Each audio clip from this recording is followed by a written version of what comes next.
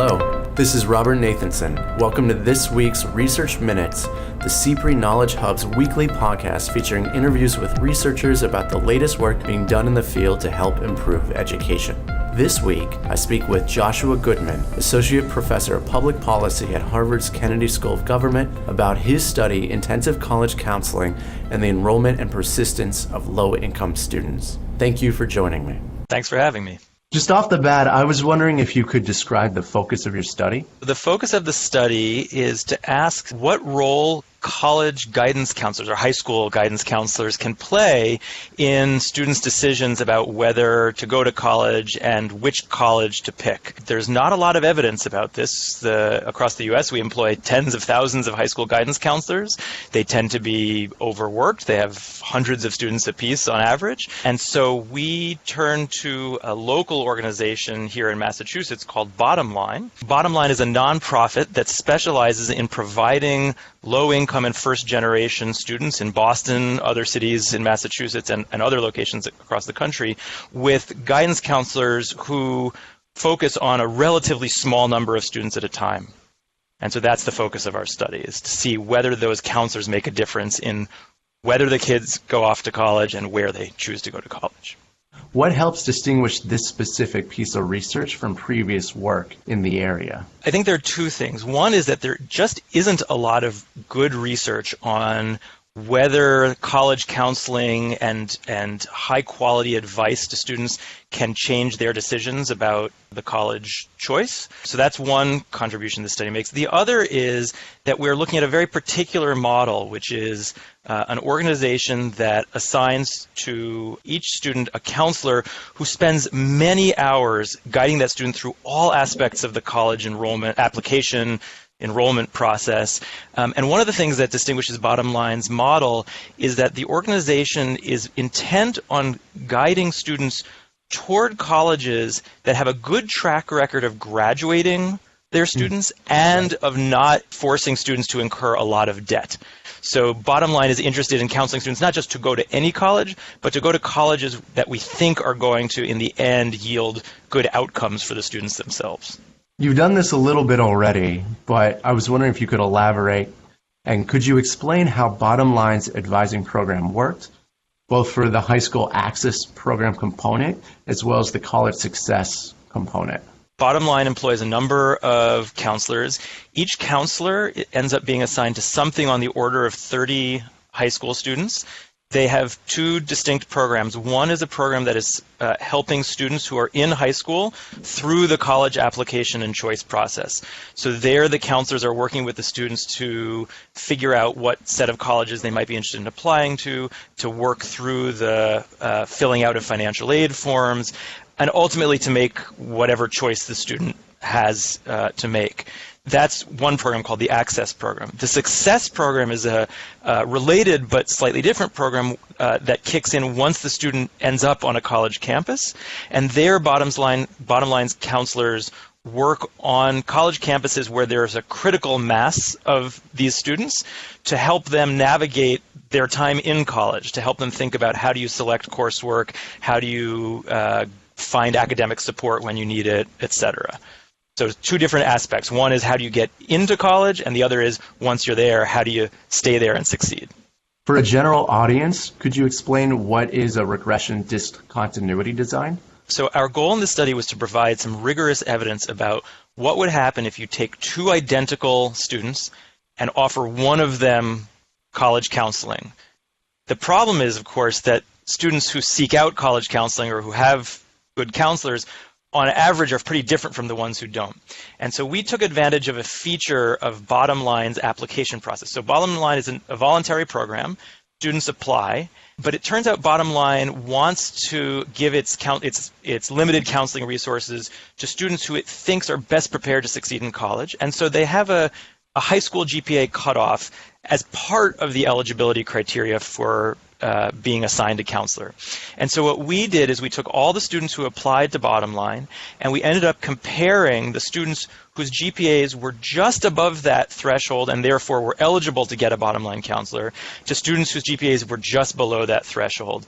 Those two sets of students are on average, very, very similar human beings, except that one set was given access to this high-quality college counseling and the other didn't have that. And so that's how we make the comparisons that we make and are confident that whatever differences we see in outcomes are driven by the counseling and not by things about the students themselves that were different to begin with.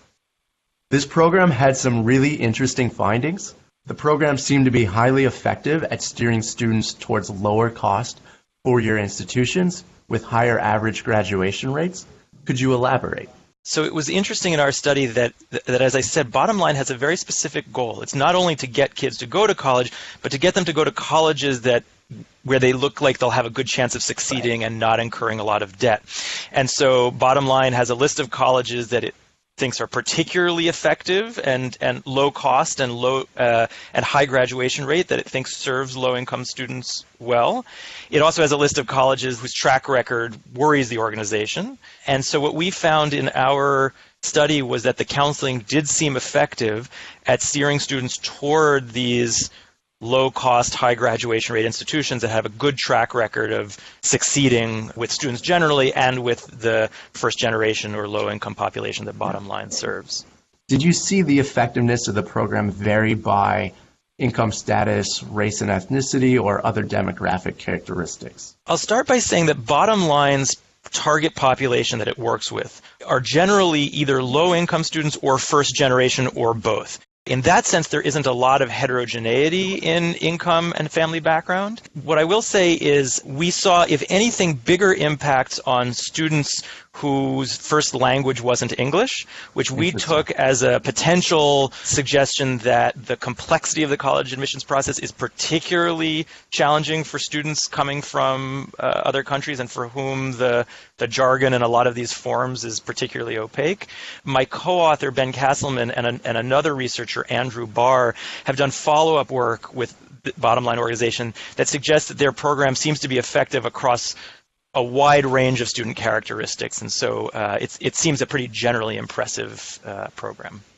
The program appears to have strongly influenced which college a student chose to attend, but did not appear as much to shift students' decisions on whether or not to attend any post-secondary institution.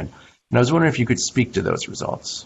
We found, as you said, that Bottom Line's counselors did encourage students to move to enroll in these lower cost, high graduation rate colleges at higher rates than before. Some of that was coming from students who otherwise would have enrolled in a different set of colleges that might not have had as high graduation rates, for example. So I take this as a big plus. We have increasing amounts of research that the quality of a college that a student starts out at makes a big difference for their potential to graduate from that institution.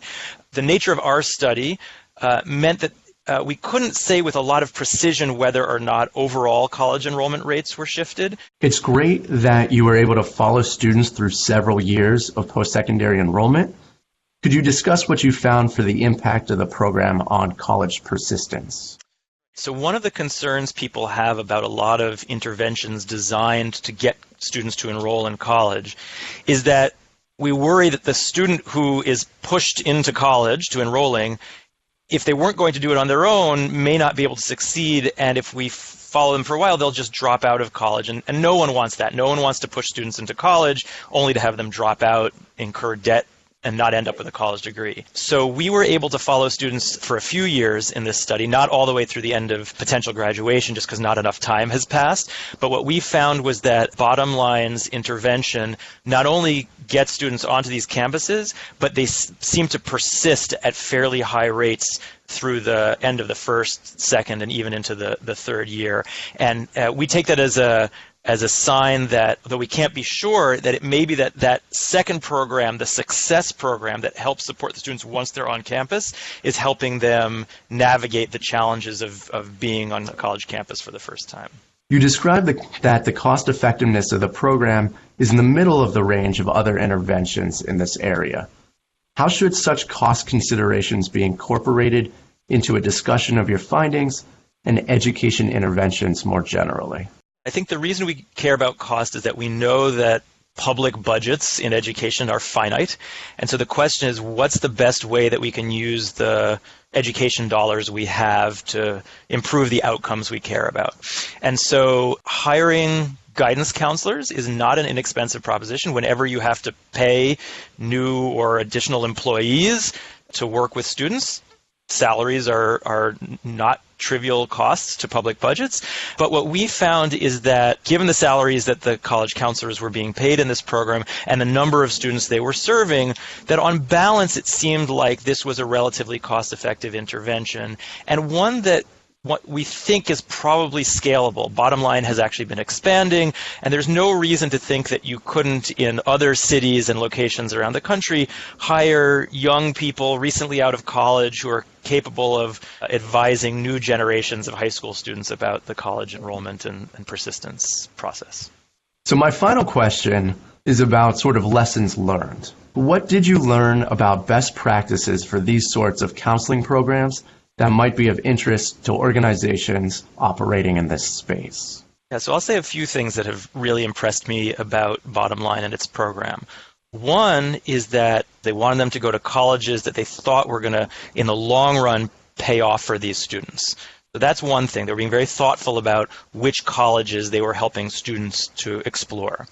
The second is they're very thoughtful about realizing that just getting someone enrolled in college might not be enough, and providing some additional support after that fact could be critical to their success. And so they viewed it as a two-stage process, both the application and the support after enrollment. And then the third thing that deeply impresses me about the organization is that it is very open to self-evaluation. And what I mean by that is they actually came to us looking for someone to evaluate whether their program was having the impacts they hoped it was having. That is unusual for an organization, and they were very open to sharing any data we asked for, and to the possibility that when you do a study like this, sometimes organizations are disappointed by the results because the result could be negative, or it could just be that the program is ineffective. And so I was deeply impressed that this organization is so committed to the student population that it's serving that it really wants to know whether its model is working. And it was easier for us as researchers to show that it was working. It would have been a harder relationship had that not been the case. But the point is they were open to the possibility that that wasn't the case. And as a result, were able to provide the data that could make for a truly rigorous study and not one whose conclusions were baked into the process. Thank you for listening to Research Minutes. To share your thoughts on this discussion, head to khconversations@cprehub.org. To subscribe to our weekly podcast and to listen to more interviews, head to SoundCloud. And for the latest videos, podcasts, and discussion updates, follow us at CPRE Hub on Twitter. We look forward to you joining